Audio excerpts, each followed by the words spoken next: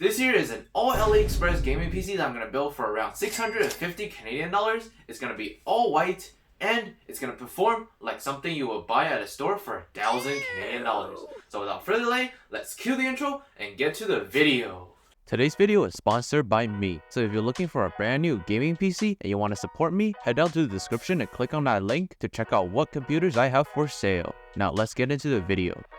Hey, what is going on everybody? Welcome back to the most underrated tech channel, and in today's video, since all the parts were purchased about 4 to 5 months ago, some of them are no longer in stock or at those cheap prices, so I will be providing some alternative choices down in the description. First up is the CPU, and I went with the Intel Core i3-12100F, and it's mainly because of the motherboard I chose to buy, but it's also because all the popular YouTubers were praising it everywhere, so I snatched one up for 105 Canadian dollars. It is a 4-cores, 8-threaded CPU, which in 2024 seemed kinda mid, but according to the YouTubers, it is a great budget gaming CPU. So we shall see later in the benchmarks. One of the advantages of going with an i3 CPU is that you could cheap out on the motherboard and still get 100% performance out of the CPU, which is why this Machinist H610M Swordsman motherboard is a great pairing with the i3-12100F. This is actually the second time I've used this motherboard, and I can confidently say that it's a great budget white themed board as it handled an i5-12400F perfectly without any issues. Even though this is a 2-slotted DDR4 mobile, it does have a 2 NVMe M.2 slot along with a M.2 Wi-Fi slot, so for 70 Canadian dollars shipped to my doors, I don't think there's anything out there that could beat this mobile's value. Also, since there's no Wi-Fi or Bluetooth on the motherboard, I had to add a $12 Wi-Fi card in order for the system to have internet access without an Ethernet cable. Also, I had to add a $5 USB 2.0 splitter because the motherboard only has one USB 2.0 header, while I needed one for the case and one for the Bluetooth connector for the card. Now for the RAM, I am once again using a kit of Juhor 2x8GB RAM sticks clocked at 3200 mega transfer, and I'm only using it because it was the only white kit that's below 3200 mega transfer I have available in my inventory, which cost me just 36 Canadian dollars. And of course, anything that's around this speed will work with the CPU and motherboard.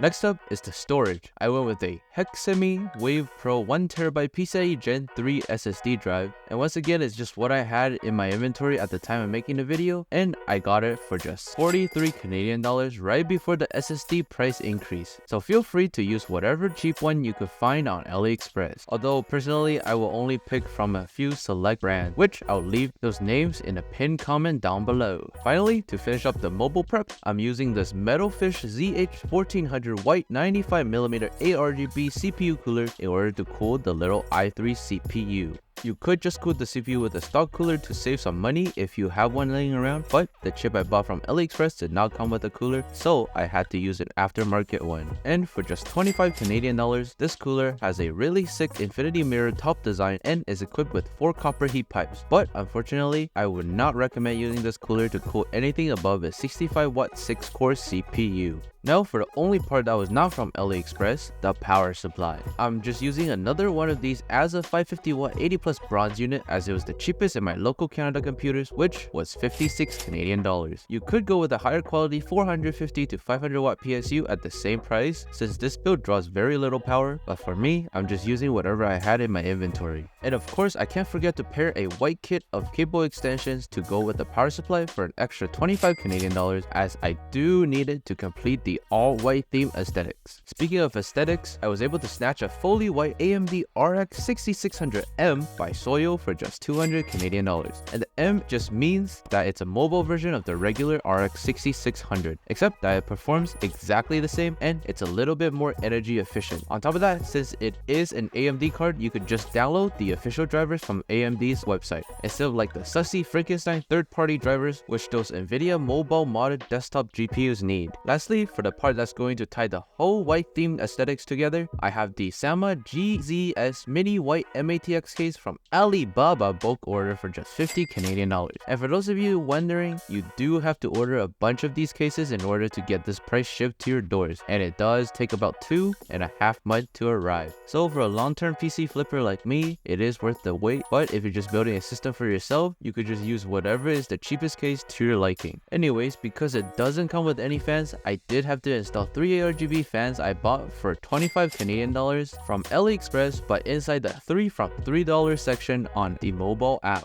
But I am sad to say that even though they look fairly nice, as well as being PWM fans with splitters built in, they lack almost any airflow even at 100% fan speed. Also, since the motherboard does not come with RGB control pins, I had to add a $6 ARGB controller in order to complete the project. With all that being said, here's what the price tally is looking like for today's AliExpress build. And as you can see, it's just a little bit over $650. But if we didn't include the Wi-Fi card, we'll be right under that 650 Canadian dollar mark. Now with that out of the way, let's get into the benchmarks, then we can end this video with how I flipped this computer.